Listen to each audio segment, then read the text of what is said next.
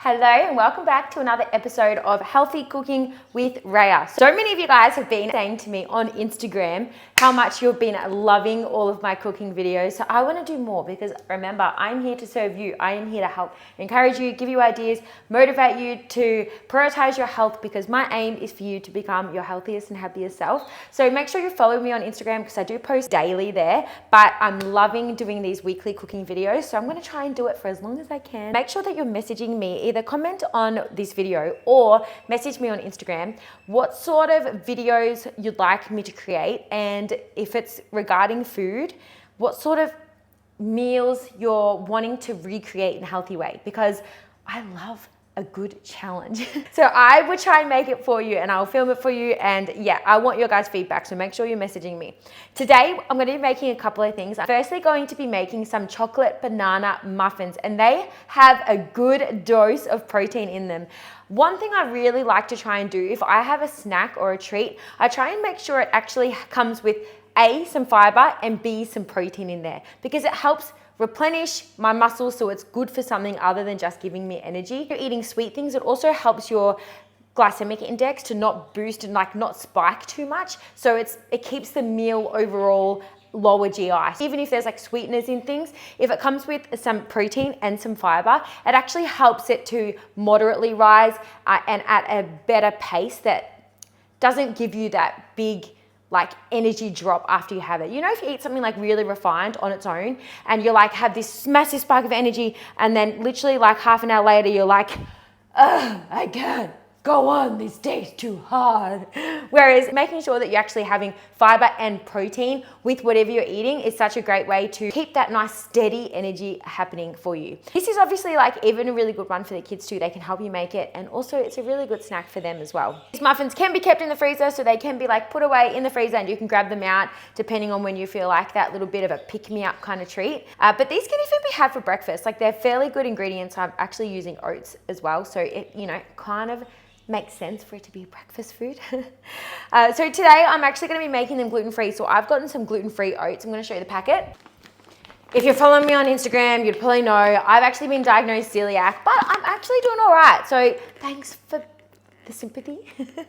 Thanks for thinking, oh, poor Raya. I'm actually doing fine though. I do miss having some sourdough, but I don't really need it in my diet. I'm totally fine. And I'm very strict with what I eat. I really like to make sure I'm fueling myself well. And I have a lot of self-control, so I can just say no to things easily. I think a lot of the times when people hear, oh, you can't eat gluten anymore, they're like, ah, and then they're like, just give me the pizza. And then they just eat all the pizza and they feel really sick. I 100% have so much self-control. Over the years, I've developed this self-control. So honestly, I'm totally fine cutting out gluten. But I'm actually gonna be using these wheat-free oats. So they're just farmed on a separate farm to normal oats that are usually amongst wheat crops. Usually if someone is celiac, they can't really have oats because they're contaminated with gluten. But also another thing is so depending on the individual, some people can't even have wheat-free oats because the gluten, the properties that are in oats can sometimes have the same effect on the body as gluten can have on the body with people who are gluten intolerant or celiac. So depending on the individual, some people probably might not even be able to tolerate these, but I know that I can. I feel totally fine off these. I'm using these today. I've blended these into the oat flour, but you can use any oats you like blended into oat flour, or you can even just buy oat flour already oated, already floured, already ground into a flour. Alrighties, I'm gonna start mixing all the ingredients together. I've actually got my oven preheating already to 180 fan forced, 180 degrees Celsius that is, because I am Australian. Got some frozen bananas. I'm gonna be putting all the quantities in the description box, so go check all that out. But I've got I usually just freeze bananas when they start to go a little bit brown, just because then they're nice and sweet. So make sure that your bananas are brown or they have gone brown and then you've frozen them. And I just quickly chucked it in the microwave to defrost. Banana. The thing I like about them being frozen and then defrosted, they're man, they're already mush. No need to mash. I'm gonna add the rest of my liquid ingredients. So I actually have maple here. You can use any liquid sweetener you like, to butter, but again, you can use any sort of oil you like. And then I've also got my egg, crack-a-doodle. All right, I'm gonna mix all these wet ingredients together now. Okay, I'm gonna ditch the fork because otherwise I'll be tempted to mix and like fully just like stir in all the dry ingredients. One tip when it comes to baking is when you're up to the dry ingredients, it's best to fold it in. And since I'm such a fast mover, I just kind of want to, you know, just get everything done. But it's like, no, Ray, slow down. We're up to the dry ingredients. I'm going to get a spatula and we're going to fold the dry ingredients in.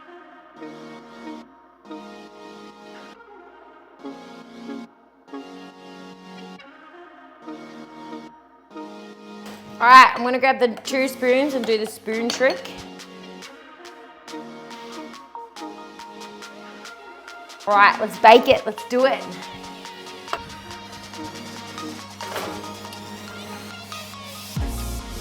They seriously smell so good, like, oh. They smell amazing, they feel amazing, they're cooked to perfection. I'm just gonna sit them out and let them cook.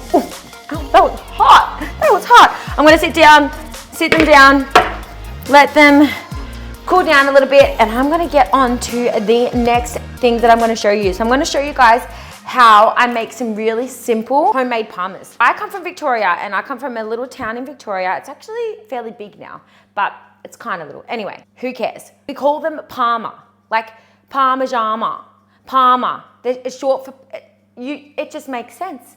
I feel like every single other person in Australia calls them Parmies.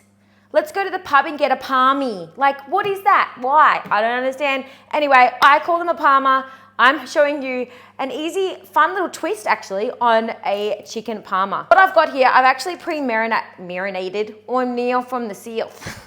I've actually pre-marinated some chicken thigh. So I'm gonna be using chicken thigh rather than chicken breast. To be honest, I usually just get whatever's on sale at the supermarket, but every time I get chicken thigh, my husband says, oh, chicken thigh, just because it is that really nice texture when you eat it. I'm a vegetarian, but I totally get him. Like, it's just like more moist. Hopefully you don't hate that word like a lot of people do. It doesn't get like as dry as easily. And I give myself an award for being able to cook chicken breast very well, right?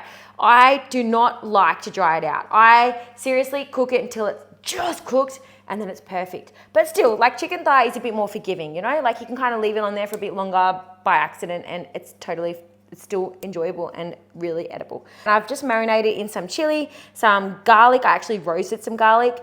I just think roasted garlic just tastes so nice, yum. So I roasted some garlic and I just kind of mashed it up with some chili, salt, pepper, a little bit of basil just because I love that herb. I just put in everything, I'm obsessed. I've been marinating, that actually marinated overnight, so it's gonna be nice and tasty for my husband. I'm gonna cheat a little bit today, so I'm actually gonna be using this Mingle BBQ Seasoning. So it's got all like really good ingredients in it. If you watched my last video, I actually spoke about a really yummy Greek seasoning that I make myself, and I'm gonna actually start making a barbecue one myself as well. Just kind of mimicking the ingredients of this, I reckon. What is in there? There's garlic, onion, paprika, pink Himalayan salt, red bell pepper, marjoram, black pepper, and chili. That is what is in this. So very, very good ingredients. A lot of other spice mixes that are store-bought are just full of other crappy little things that are not necessary for our bodies. No judgments if you use it. I mean, I have them in my cupboard and I use them too, so no judgments. But I just prefer to have like more simple kind of ingredients, you know, when I can. So I've actually got some sourdough that I have blended up into some breadcrumbs. This is what I love to coat any of Jordan's chickens, just coat a whole chicken. I like to coat his chicken in this rather than like normal breadcrumbs, but sometimes I just use normal breadcrumbs too, and then like even cornflakes or cornflake crumbs, that kind of adds that nice bit of a crisp, you know. But I just think I want to get as many nutrients into my husband as possible. So I'm just going to put around about a tablespoon in there. Don't know, give or take, who knows. And then just mix it all together. And now this is going to be my crumb mix. Crummy, crummy, wummy, as my husband would say. He loves to rhyme. Grabbing a fork, I'm just going to whisk together a couple of eggs. I know that I've got like lots of seasoning in the other sections of my meal, but I like to kind of season everything. Everything needs nice flavor, all right? Yeah, cheers. All right, now to my favorite part. It's time to smack the chicken. I've got no baking paper left, I forgot. It means I'm gonna have to smack the chicken with the risk of getting the juices all over me. Stand clear, guys. Freezer bag, I wonder if that will do. I'm gonna do it. I'm gonna see whether it rips. I just don't wanna get it everywhere, you know? Usually I just put like a piece of baking paper over the top. I reckon this is gonna work. Oh yeah. Oi, makeshift. This is what I'm talking about. All right, so just give the chicken a bit of a smash. Delicious. All right, these are gonna be some nice looking parmas. I can already tell, look. Yum. So I'm just gonna flour these bad boys up before I dip them into the egg. Let's dunk her in the egg. Droopy, droopy. And then into the crumb mix. I'm gonna actually air fry these when it comes to dinner time. All right, she's done. Second one.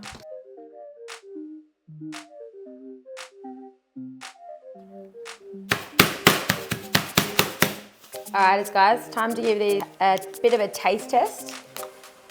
They feel kind of warm. Sorry.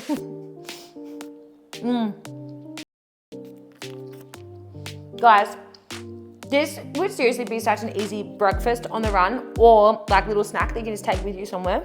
You would never realize that it's made with like oats because there's no like chunks of oats because they're ground down to a flour. So the texture is beautiful. That's a winner. Winner, winner, chicken dinner. No, I'm making chicken dinner. This is not chicken dinner, but this is a winner. This is delicious. So make sure that you check out the recipe in the description box below and make these for you and your fam. Let me know if you make them. All right, I'm actually gonna fry up some onion and bacon to put on top of my parmies. Top it with the cheese. So I'm actually going to chuck them in the air fryer to partly cook just on their own.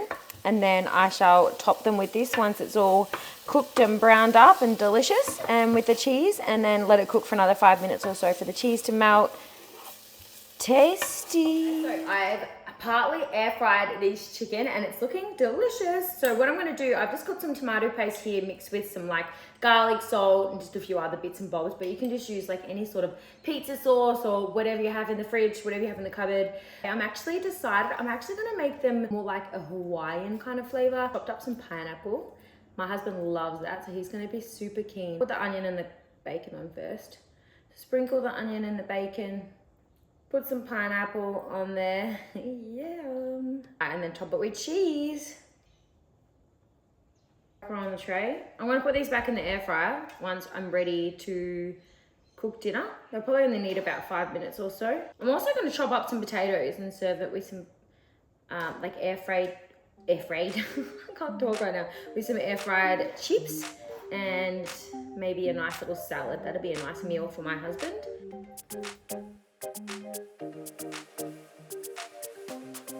All right, they're gonna be ready to be baked. Delicious.